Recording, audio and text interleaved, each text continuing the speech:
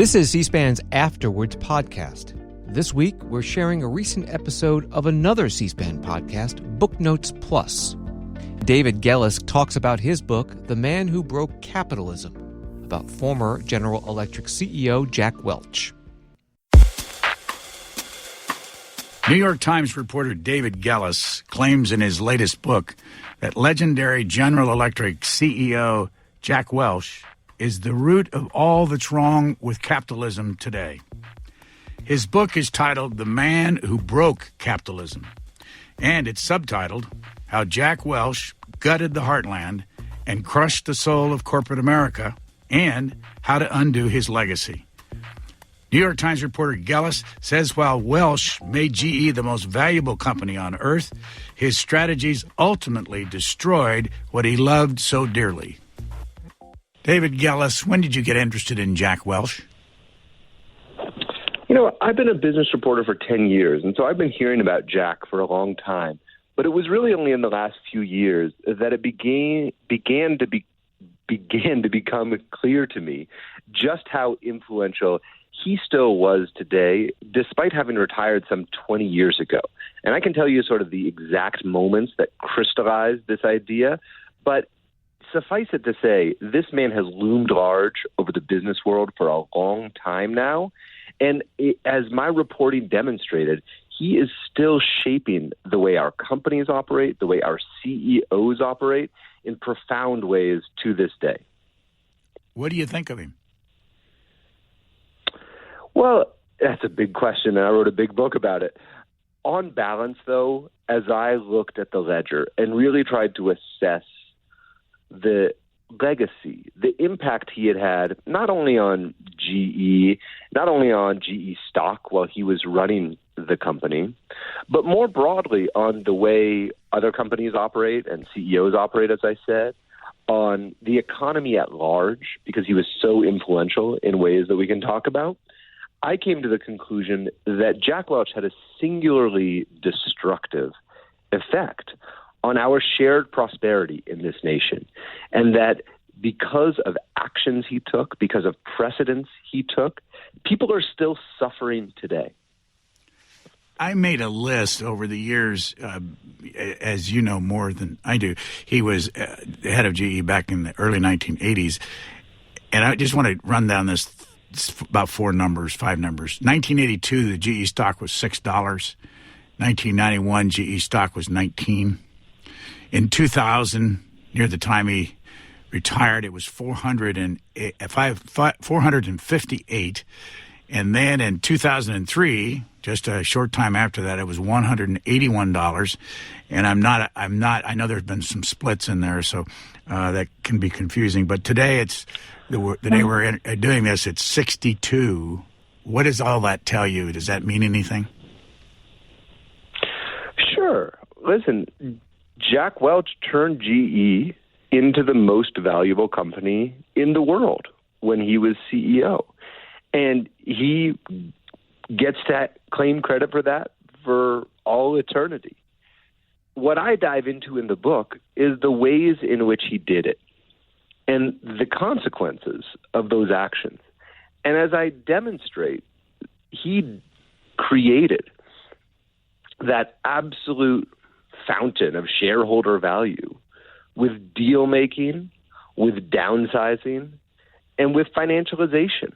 You know, GE was an industrial company when he took over. By the time he left, it was essentially an unregulated bank.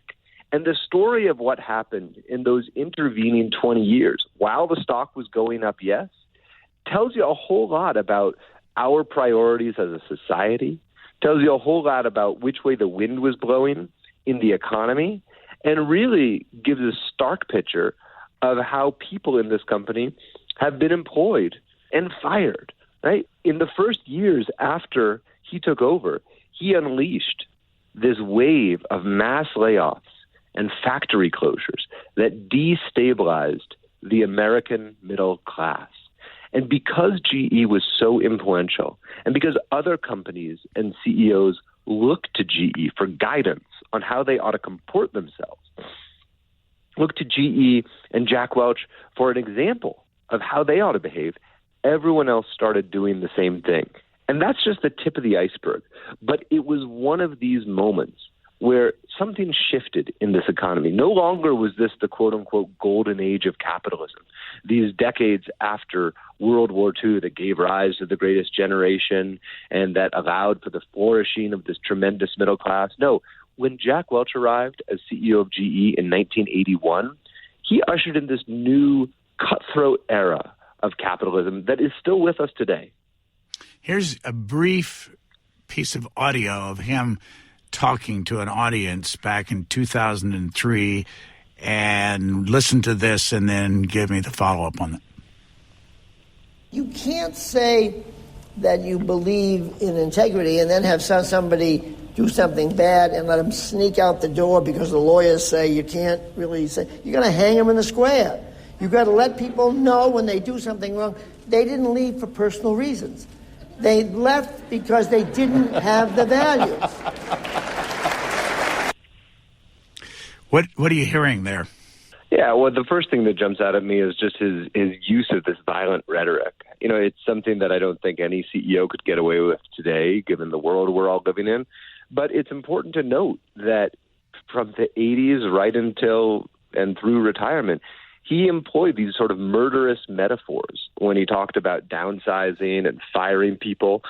In fact, when his chosen successor, Jeff Immelt, missed earnings during the financial crisis, Jack Welch went on CNBC and said if he did it again, he should be shot. And it's an indication of just how aggressive, how ruthless, how cutthroat this man's temperament was. And again, it's impossible to overstate just how influential GE was during the entirety of the 20th century. And so when other CEOs saw Jack Welch, the greatest CEO of all time, behaving like that, that gave them tacit permission to do the same sort of thing. And so I draw a direct line from that kind of behavior, that kind of rhetoric, to men like Travis Kalanick, the CEO of Uber, who so famously flamed out after this rash of sort of bad temperament and aggressive management style.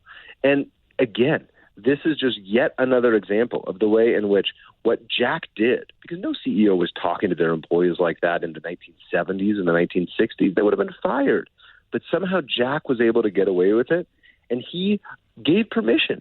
He set the precedent so that so many other CEOs are still behaving like this today. He died March 1st, 2020, and General Electric issued on their website a PR obituary about him. And I just want to ask you, because the numbers had gone down considerably, as you know, from when he was there. The stock was, as I said, was $458 in 2000. Today it's in the 60s. But Larry Culp, who is the current CEO, said this about Jack Welch back at his death time. Jack was larger than life and the heart of GE for half a century, Culp said. He reshaped the face of our country and the business world. Culp also shared his last memory of Welch. He asked me, so how exactly are you running the company? Jack was still in it, committed to GE's success. He goes on to call him a legend, and I just wonder why they felt so strongly about it at that point. Oh, it's funny. I didn't hear anything in there that I necessarily disagreed with. Culp didn't call him the greatest manager of all time. He didn't say GE was better off for Welch's tenure. He said that he was the heart and soul of the company for 50 years, which I think is absolutely true. And he said that he affected the company and the business world and the broader economy, all of which I agree with. So it's interesting hearing that, which I've, of course, read fresh to me now. Nothing. I have no notes, no comments. Well, with the same twist on what he's getting at. Go ahead. I was just going to say the same small twist on that later on in the statement. Culp said, we will continue to honor his legacy by doing exactly what Jack would want us to do. Win. Well, there's the real tell. And to your first question about why the company felt the need to honor Welch, especially when the track record of GE in the years after he retired is less than satisfactory. I think it speaks to this need from CEOs, from corporations, to really defend their legacy. And listen, GE was all in on Welch, and he is, like it or not, at this point, synonymous with the company and will be for, all of time, as long as people are talking about GE.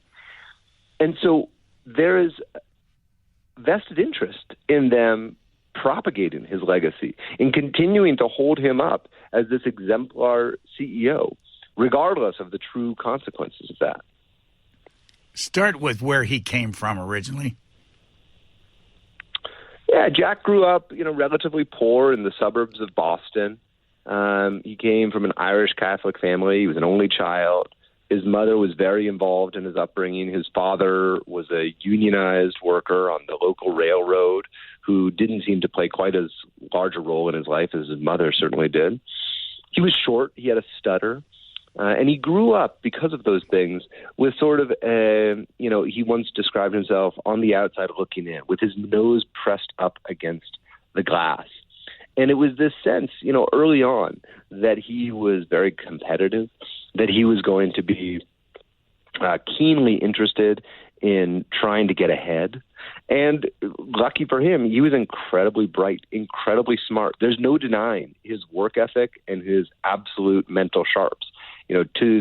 From early on, when he was, I think, the youngest person at the time to graduate with a doctorate from the University of Champaign, Illinois, to his late tenure at GE as CEO, when people were terrified to have meetings with him because he usually knew more about their own businesses than they did.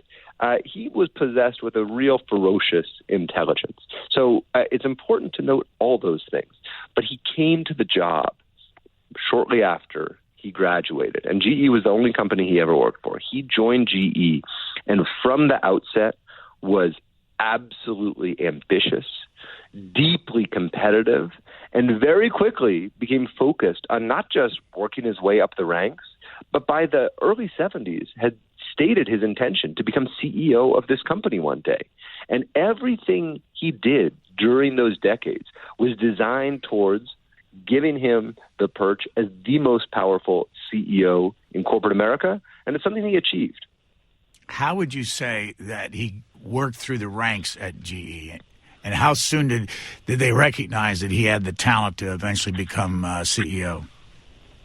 Yeah, they recognized it early on. He got himself noticed initially, not through a feat of great business prowess, but because he threatened to quit the company because he found out that the people sitting next to him had gotten the same kind of raise, the same $1,000, I think it was, raise that he did, and he thought he deserved more, even though he hadn't necessarily done a whole lot. He thought he was working harder, so he deserved more money. But it was not too long after that he did begin to have some real business successes. He worked initially in the plastics division, and he was able to develop some new products, not without hiccups. He famously blew up a factory early in his tenure, and when he was pushing his team to sort of go faster, move harder, use more volatile products and formulas to try to get this product to market as quickly as possible, a whole factory blew up, and it's a miracle no one was hurt severely or killed, for that matter. He was summoned to headquarters the next day, and with his tail between his legs. But I think this is a crucial moment because he really faced no consequences. He got this early taste of impunity where he believed from that moment on that he could almost get away with anything. And that, I think, helps explain how it is that from that moment on, he went barreling through his career really, without much regard to the consequences of his actions. Without, he blew up a factory once, but he closed many more factories than that. He fired hundreds of thousands of people. And in the same way that he never faced consequences for that initial explosion, he never really faced the consequences for that kind of ruthless management practice. He retired, as you know, in 2001. He died at age 84 in 2020. And the personal side of him included 3 marriages. Some of this was very public during the time that he was retired. There was Carolyn Osborne, 59 to 87, Jane Beasley, 89 to 2003, and then Susie Wetlaufer, 2004 to 2020. What does that side of Jack Welch tell us? There's a whole lot I could have written about Jack Welch's personal life, and I chose to mostly leave that on the cutting room floor. We can talk about the most pertinent bits, but I really didn't think about this book as a traditional biography that was trying to be a comprehensive recounting of one man's life. I really tried to use it as an evidence-based polemic about Welch's influence on the economy and really make this a book, at the end of the day, that was about not just a man, but about the system that we all live in and work in.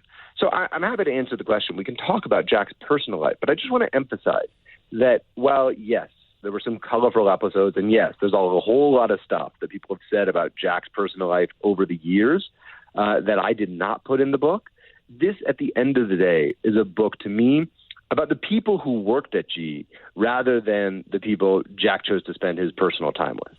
So if you want to talk about the details of his divorce, for example, which I think is probably the most pertinent part of his personal life as it relates to the broader business narrative because of his retirement package and everything that came after that, happy to do so. But just want to sort of put in context that I didn't dive deep into the details of his early marriages, for example. The reason I brought it up is because in the years, since he was there, CEOs across the country have gotten themselves in trouble with these extramarital affairs and their relationship to power, and that's why I wanted to insert that and get your opinion of that, because as you point out, over the years, these people become, in the eyes of people that are in the business world, as heroes. That's the very thesis of this book. When I sat down to actually write it, I realized, as I said, this is a book about man. Yes, this is a book about a company. Yes, this is a book about the economy. Absolutely. Ultimately, this is a book about how we as a society choose to understand and look up to and often revere our CEOs and what that says about us. And I'm trying to turn the mirror back on us. And what does it say about our collective priorities? That our CEOs are some of the people we care most about, the people we think about the most, the people who we elevate and put on the cover of our magazine. We can have that conversation. On the retirement and on his divorce, I think I do want to make a point here, which is that it was through the process of his divorce, shortly after retirement, that the details of his retirement package came out, and they were extraordinary. It was a $417 million exit package. Jack Welch was a people manager his whole career, and yet had almost become a billionaire for it, making the list of the Forbes 400 richest Americans. And the details didn't just stop at how much stock and cash he got when he left the building. GE, in his retirement, was picking up the tab for his penthouse apartment overlooking Central Park, for his meals at the fanciest restaurants in New York City, for his tickets to the Knicks and the Metropolitan Opera, for the flowers in his houses and his internet and cables bill. They were paying for everything about his life. And that was a first glimmer of the degree to which CEOs have managed to con their boards and to con investors and shareholders into footing the bill for their lavish lifestyles. That continues to this day. And when you look at the inexorable rise of executive compensation over the last 30 or so years, you can trace it back directly to some of the enormous stock awards that Jack Welch was the first to receive in the 1980s, and understand why it is that CEOs now make an average of something like 350 or 400 times as much as the median employee in their organization, why it is that CEO pay continues to go up by 16 or 30% every year on average, crazy numbers, even as real wages for many Americans fall, and why it is that CEOs are worth tens, if not hundreds of millions of dollars. Well, the minimum wage in this country, the federal minimum wage, is stuck at $7.25 an hour. Those are the ways in which I think the Jack Welch story helps us explain this upside-down world we live in today. I'll come back to Jack Welch, but I want to ask you about David Gellis and your background. How long did you write the corner office column in the New York Times, and how many CEOs did you talk to? I wrote the corner office column for about 5 years at the New York Times. And during that time, I interviewed more than 100 CEOs, well over. I sort of don't have an exact count. But that was just the corner office column. And in my day job, I was covering CEOs as well. So over the past 5, 6, 7 years covering business at the New York Times, I've spoken with hundreds and hundreds of CEOs. And again, this is part of how I wrote this book. Jack Welch's name kept coming up. It was bizarre. How was it that this CEO who had retired some 20 years ago was still living rent-free in the minds of today's CEOs? That was just a question that bugged me. Any other traits among those CEOs that you took away, 3 or 4 things that you hear all the time from them? I think what it means to be a CEO today has changed in pretty profound ways. And it's easy to look at all that and think that the era of Jack Welch is over. But what I've concluded is that a lot of these changes are relatively superficial. So today you'll hear CEOs talk a lot about emotional intelligence and trying to connect with their employees. But if you actually look at how they treat their employees, it hasn't gotten a whole lot better. And this is a tension, I think, at the heart of capitalism today, and one that I explore in the book, which is how is it that we can allow all of our companies to sort of proclaim their commitment to stakeholder capitalism, or to ESG goals, or to CSR, or pick your acronym about, however companies are describing their new lofty purposes. And yet you look at the actual numbers, and just in the last week, we've seen mass layoffs again because the stock market's down. And it's very hard to give, to let these people say all that with a straight face when at the slightest sign of a down stock market, at the slightest sign of any economic uncertainty, they're firing people by the thousands. I heard you say, and I watched a couple of videos where you were speaking, and I heard you say at one point, I am not a socialist. And I wanted to ask you why you thought you had to say that. Well, I don't remember the setup, so I don't know if someone accused me of being a socialist and I had to defend myself. But I think a lot of people, especially a lot of people in the business world, people who went to business school, other CEOs, people who worked at GE, might hear me and think like, oh, he's just another, pick your nasty word to describe me, and suggest that I somehow don't believe in making money, or that I think companies shouldn't make a profit. And none of that could be farther from the truth. I've been a business reporter for 10 years. I believe in capitalism. I think as an economic system, it is flawed, but at the end of the day, it has done more than any other economic system to alleviate global poverty and create higher standards of living for people. My point, though, in this book and in the conversations I'm having, is that things have gotten out of whack. And capitalism works when there are guardrails. Capitalism works when it works for everyone. And I'm not sitting here saying that everyone should make the same amount of money, but I'm saying that things have gotten completely out of balance. And when we look across our country and try to understand why it is that our schools are failing, why it is our inner cities are so rough, why it is there's no more jobs in so many cities and towns around the country, a lot of the answers to those questions start with how our largest corporations treat our people. And in aggregate, those decisions that men like Jack Welch make to fire people, to send them off to lower wage jobs, to close factories, all in the name of making profits for Wall Street investors, over 10 and 20 and 30 and 40 years, those decisions catch up with us. And you need only walk the streets of so many places in this country today to see exactly what that looks like. I believe you've worked for the New York Times since 2013. It is a stock company. How has the New York Times treated you as an employee? I'm very fortunate to work for the New York Times Company. It's a unique company.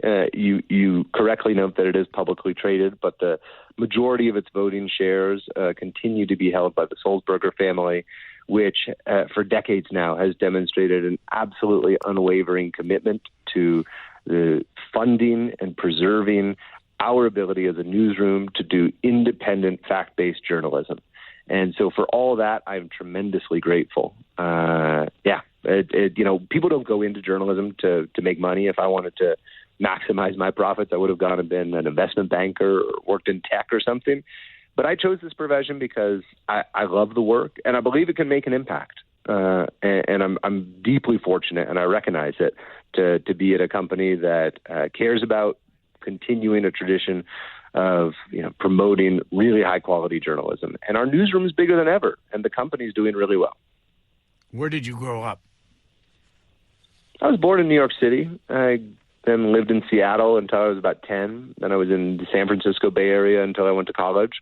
I bounced around a lot after that. Boston, Albuquerque, Washington, D.C., Miami, back to Berkeley, back to New York. So I've moved quite a bit. And where did you start writing? At what publication? My first forays into journalism are not ones that I'm going to put on my highlight reel, I'll be honest with you. It took me a while to find my way into this profession. Many of my colleagues at the New York Times were, on their high school student newspaper and the editors of their college newspapers. I didn't do any of that. I was off, sort of wandering around the world, looking at the stars and looking at the mountains for a few years there. But by my early 20s, I realized that I really cared about this work in a deep and meaningful way. And so when I was in Washington, D.C., I was not working as a journalist. I was designing museum exhibitions, as a matter of fact. I started just doing freelance journalism on the side, and I just got hooked. I got hooked, and I found myself writing during my lunch break and going and trying to report stories after I got off my work at the design firm. And that, to me, was an indication I probably ought to do something about this and go see if I could make a career out of this. And I was very fortunate to be able to do so. I watched your TEDx in the Berkshires when you discussed your time in India. Why did you go to India, and what did you find there? What did you study there? When I was in college, I spent my junior year in India. And for the first half of that year, I lived in Bodh Gaya, which is the place in northern India where the Buddha is said to have achieved enlightenment and remains the largest Buddhist pilgrimage center in India. And I went there to study Buddhism, no surprise. And I had, a couple years before, began practicing on my own in the United States. Excuse me. And was very curious and excited to sort of explore that tradition in a more fulsome way. And spent about a half year studying somewhat formally in India, in monasteries, going on long silent meditation retreats, learning about and studying different traditions of Buddhist thought and also meditation practices. And then when that semester was over, I stayed in India and continued to travel and meditate for some time. And I continue to have an on and off meditation practice to this day. What was your book, Mindful Work? That was the first book I wrote. It seems like a long time ago. It probably was 7 or 8 years. And I, again, had this grounding in Buddhist practice. And so I was so surprised when, as a reporter for the Financial Times, where I was working at the time, I started to hear about companies making space and encouraging their employees to meditate in the office. And these were just my two worlds colliding. As a business reporter who had also been a Buddhist, I figured I was sort of uniquely qualified to cover this. So I wrote a big magazine story about it for the New York Times, for the Financial Times, and that became my first book, Mindful Work, How Meditation is Changing Business from the Inside Out. And I explored the whole range of different companies that were finding different ways to use meditation. I explored how CEOs were trying to find a way to use meditation and mindfulness to increase their own performance and productivity.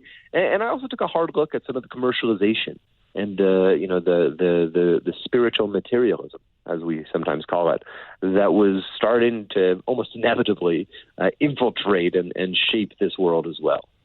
How much evidence did you ever see that Jack Welch meditated? I never heard that. But I think I will note, and I mentioned in the book, that in retirement, he undertook this grand campaign to essentially rewrite his own history and reshape how people thought about him.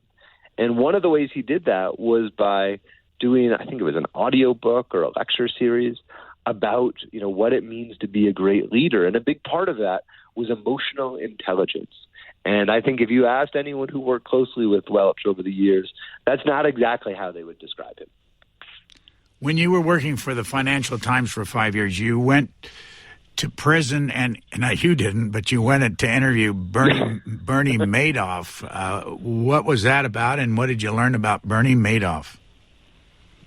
Well, I'm fortunate I didn't go to prison, but I did indeed take a reporting trip down to Butner, North Carolina, where I was very fortunate to be one of the few reporters ever to go inside SC Butner, as they called it, medium security federal correctional facility in the woods of North Carolina, and sit down with Bernie Madoff, the man who orchestrated the world's largest ever Ponzi scheme, wiping out some $60 billion in wealth and upending the lives of thousands and thousands of people.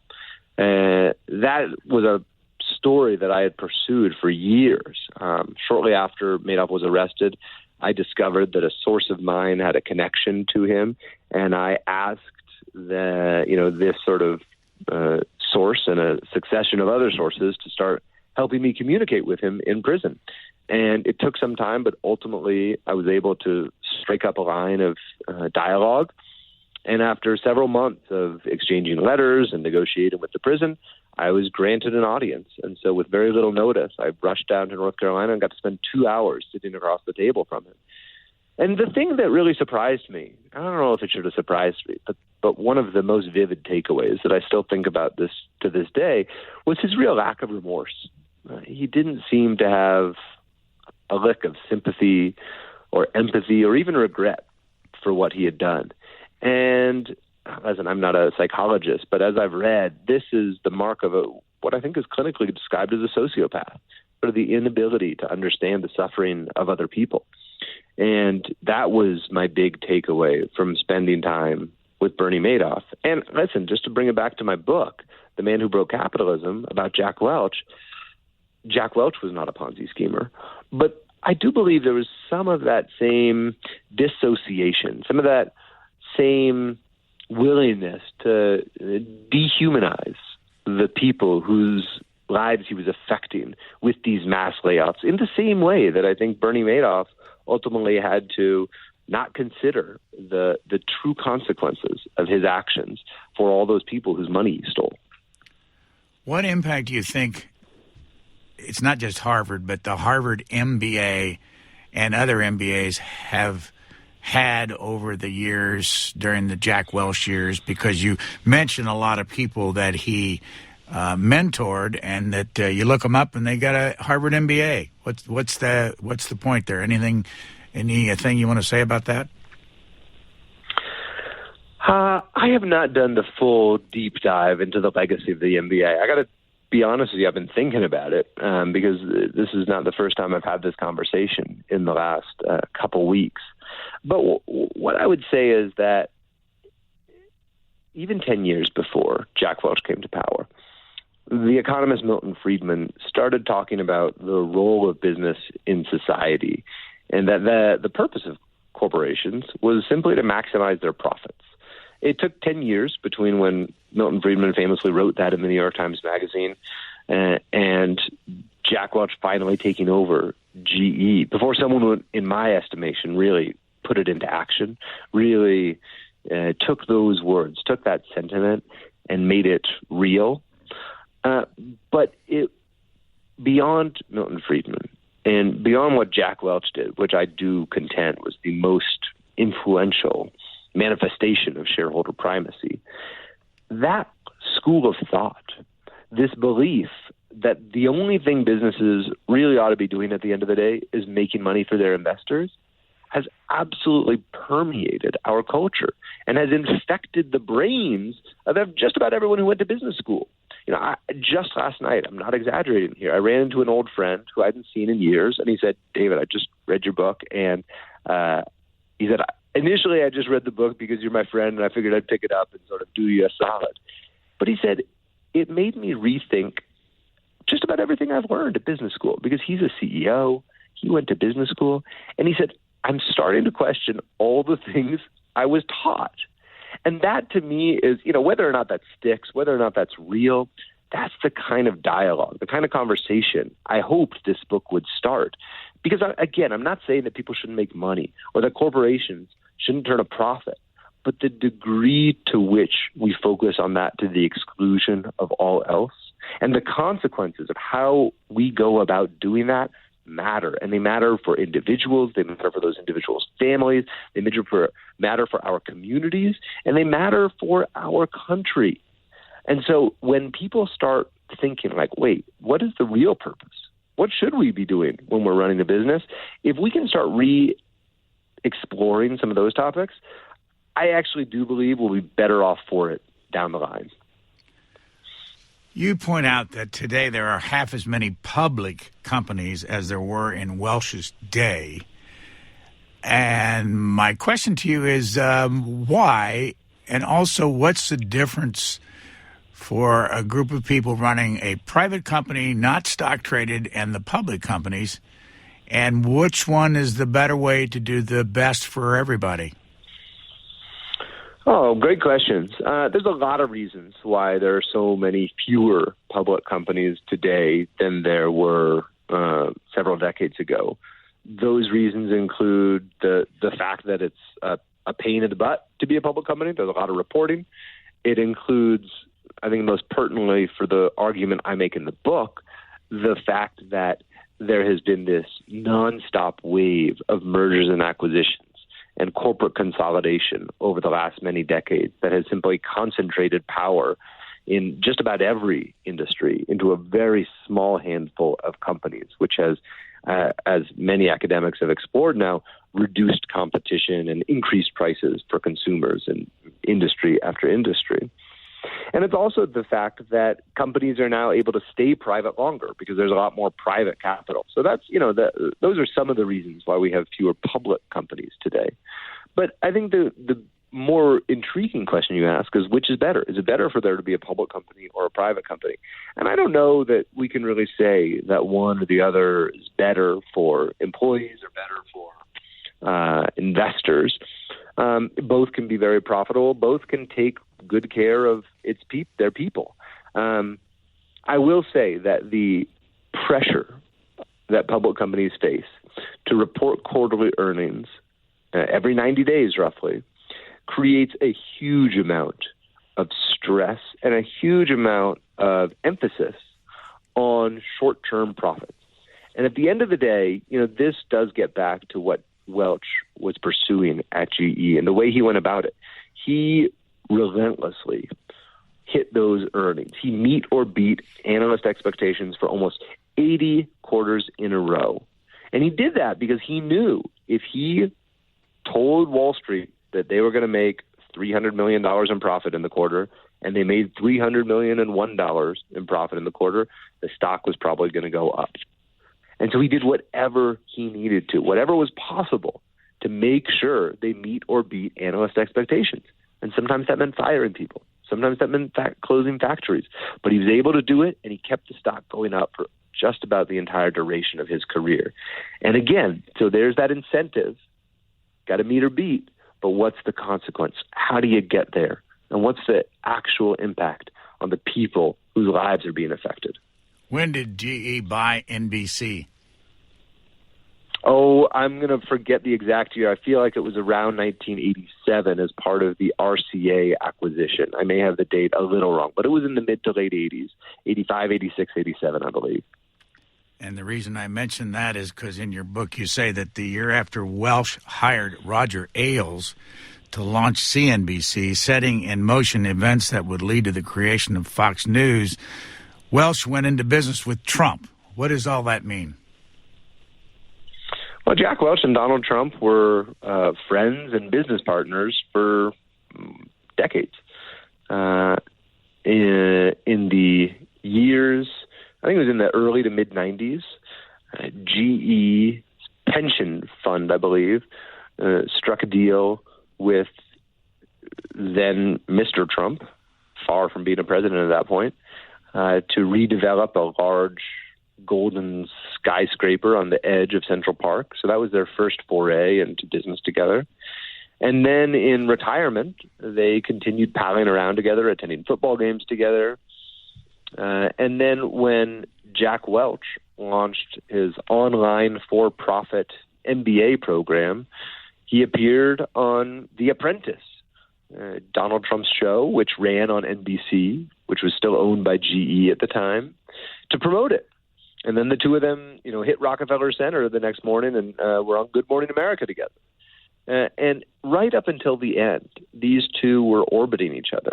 And in the book, I later talk about some of the conspiracy theories that they were propagating on Twitter and the way they sort of reinforced each other in creating this new disinformation ecosystem, which, of course, has had all sorts of deleterious effects on our society. You say Welch loved Apprentice. You quote him saying, "I knew it was going to be a good show when Susie, that was his then wife, and I were watching it in bed with her two kids, and they started shouting, 'You're fired, you're fired,' Welch said. 'It's a home run.' I bring that up because he had this plan, and explain it, to fire 10% of his work population every year." Yes, this is what was known as stack ranking. It was another one of these absolutely sort of shrewd management practices that Welch devised in the 1980s. And the way it works was this. He said, if you're a manager and you have 100 people working for you, you put 20 of them in the top category. That's your A players. You put 70% of them in your B category. And you put the bottom 10% and call them your C players, A, B, C. And those C players, that 10%, every single year, you got to fire them. No matter how good the company's doing, no matter if some of them were actually doing really good at their job, your bottom 10% is out the door every single year. And that created a huge amount of internal strife, of competition, of people working at cross purposes and almost at times turning on each other inside GE. But it was another one of these Jack Welch management practices that spread across the economy like a virus. Even to this day, companies like WeWork and Uber in recent years have been using stack ranking. Microsoft did it famously for years and years under Steve Ballmer.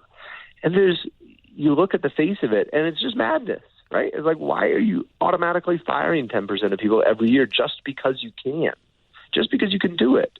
To me, it's just yet another sort of shake your head moment when you look at the legacy of Jack Welch. You took a detour in the book at one point and talked about 3G Capital. Can you give us the background on that? I think people would be interested in knowing how much they own of the American product. 3G Capital is a private, it's a complicated company. It's sort of private, it's sort of public. The upshot is, though, it's a group of Brazilian billionaires who were inspired as much as anyone by Welch and determined to use his management practices to hoover up as much of the industry as they could, and have gone on to own and control companies including Anheuser-Busch, which is now known as AB InBev, maker of Bud and just about every other beer you see in the supermarket. They control Kraft Heinz, the major food group, which was a combination, of course, of Kraft and H.J. Heinz. They own or control Tim Hortons and Burger King, and the list goes on. And the reason I mention them in the book is because they, as much as any other group of CEOs, as I mentioned, explicitly have said over the years that they were inspired by Jack Welch. And if you look at their track record, yes, they've created some shareholder value in the short term, but at the end of the day, their companies fall back to earth, and they are often followed by accusations of earnings mismanagement, of absolutely brutal treatment of their employees, of dubious dubious financial accounting practices, and of a history of underinvesting in research and development that at the end of the day, after, a pop in the stock because everything's there, it's so lean and they're just optimizing for product profitability, inevitably creates a situation where those companies are falling behind in the market because they haven't been investing in R&D, haven't been investing in their people. And it's just yet another example of the way in which this Jack Welch playbook that so many CEOs have followed over the years at so many different companies ultimately leaves companies bankrupt. Tell me, why in 2018 was GE removed from one, I think it's 30 companies that are in the Dow? Yeah, the Dow Jones Industrial Average is the longest, most esteemed bellwether stock index in the country. And GE was among the original 30 companies, and it was the last remaining. But as you say, I think it was 2018, they were removed and they were replaced, I believe, by a pharmacy chain, which to me was just so symbolic. And in doing so, the company that operates the Dow said GE essentially no longer matters to the American economy. And what does matter is this pharmacy chain. And I think it was, as more symbolic than anything else. But in a way, it was a sort of a repudiation of the Welch strategy. If everything he had done had worked so well, it would have still been working well 15 years after he had retired. And he even said as much. I quote him in the book saying, my real legacy will be determined by how well the company and my successor fare after I'm gone. And by that measure, you could argue Jack Welch was a failure. But when somebody buys a share of stock or lots of shares of stock, wouldn't it be in the interest of both the company and the shareholder to maximize the profit? Listen, maximize, right? Like, what does that mean? When we say maximize, are we saying do everything you possibly can to make as much money as you can, but in what time frame?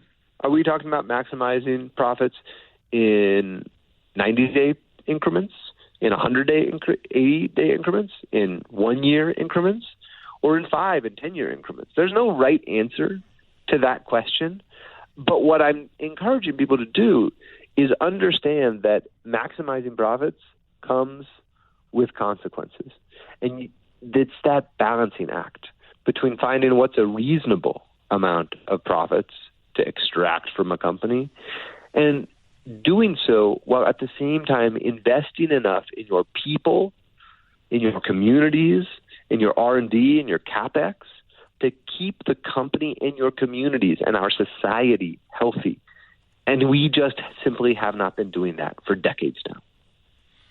Almost out of nowhere, CEOs' salaries and compensation jumped to the $35 million a year, or in other cases, there's one now in this country, I think it was like $165 million a year.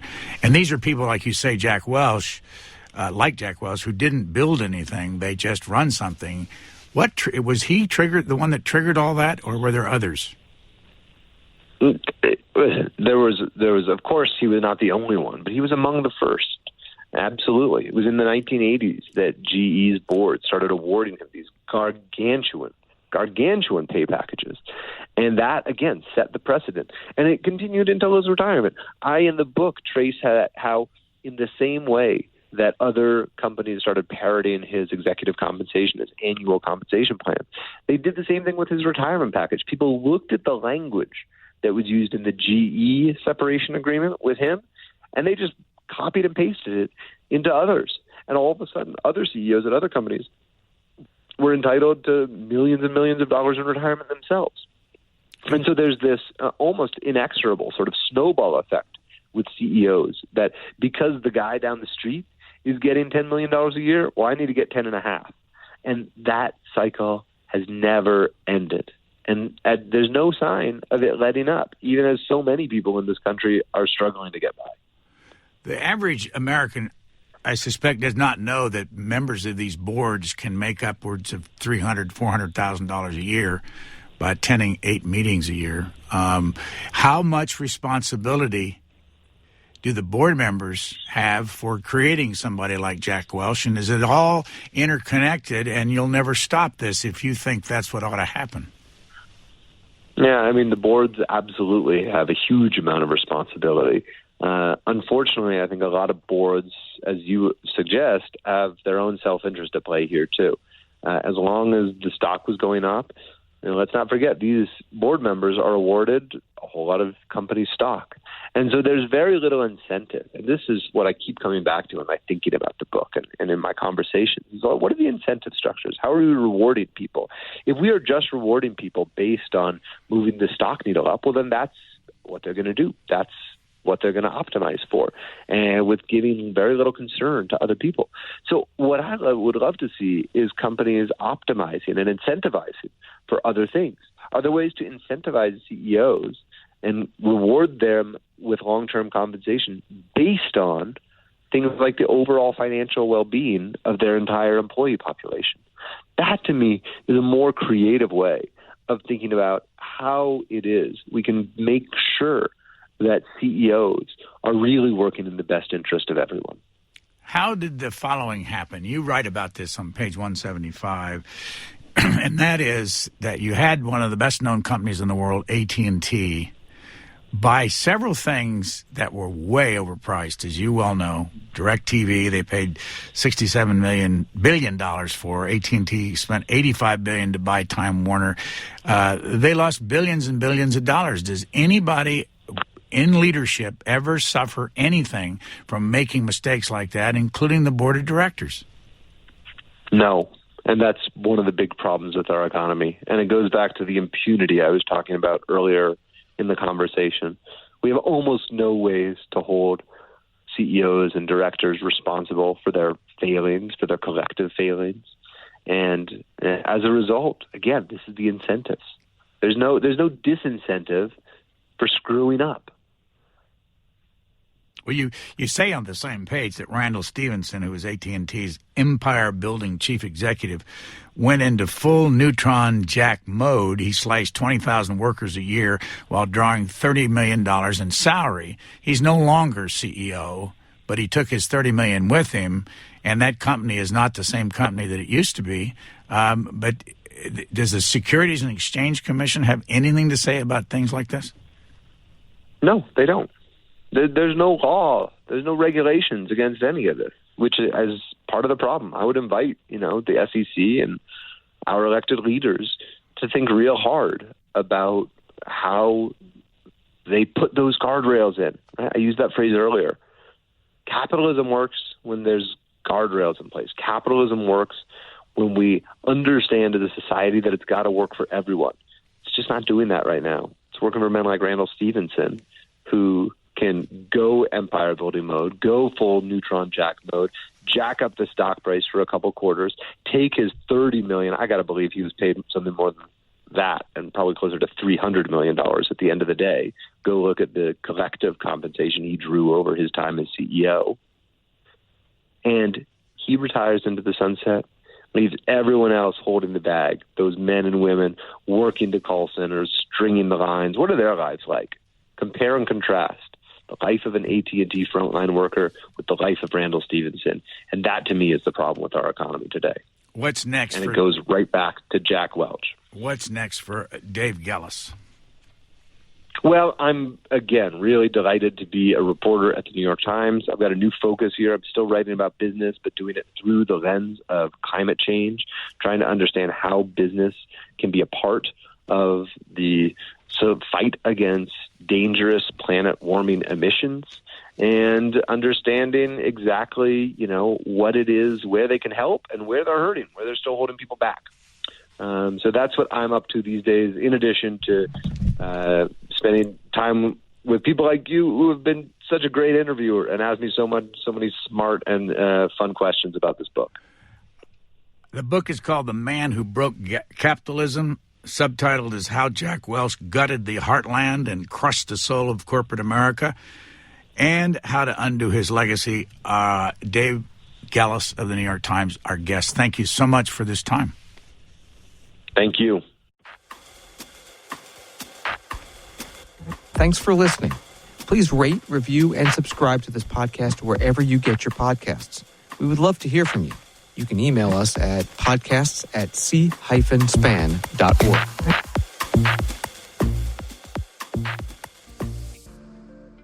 If you like this episode, be sure and follow Booknotes Plus. Find it wherever you get your podcasts.